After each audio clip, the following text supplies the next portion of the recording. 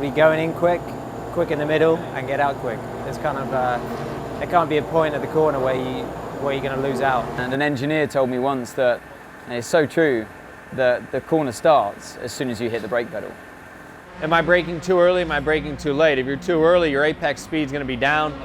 You know, your balance is going to be different than if you hit the brakes late and obviously try to roll a lot of speed. Braking is key in rotating the car. There's a lot of pitch when you brake initially, and to keep that nose down all the way till your rotation point, that's important, because if you come off the brakes too early, you will create understeer, and if you brake too deep and too hard, basically you're gonna overslow the car. So to find that point where you can feel the car is pitched on the front, and coming off the brake will rotate the car instead of going in understeer, that's something what is a very important point. So the braking is key to rotate the car.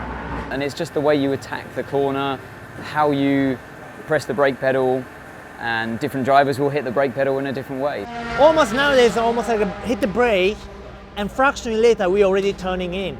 And so therefore the braking and turning is the fastest way right now. I try to brake late and get the rotation done as early as possible. That is always my goal. It depends completely on the balance of the car. Ideally, get the car pointed as soon as possible if we're looking to get good exit speed, and try to get to full throttle before you're at the curbing on the exit. I want to dive as much as I can deep into the corner and rotate more in the middle exit, because I know that once the car is rotated, I can just put power down and take me out of there. As you're getting your rotation done, you're picking up throttle, always note to try to get your hands out of it. Because if you have a lot of steering lock on when you're going to throttle, it's going to snap the other way. So that's definitely a big element of it. Even this car, like a medium to high speed corner, is all about throttle application to how much rotation you can control. There's no more of this square the corner off, point and shoot kind of thing.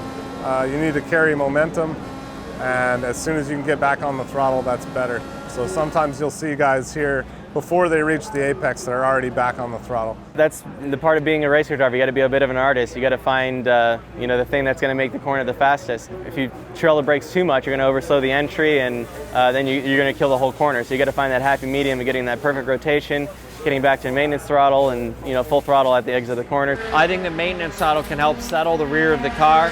It starts to progress forward. It gets the movement, the motion of the car going forward again, and building speed. So without a doubt, I'm typically a guy who's a maintenance throttle guy pretty quickly. Theoretically, quickest way is a car that turns whenever it reacts on the front. So whatever the front tires do, there's zero understeer, and the rear end just follows.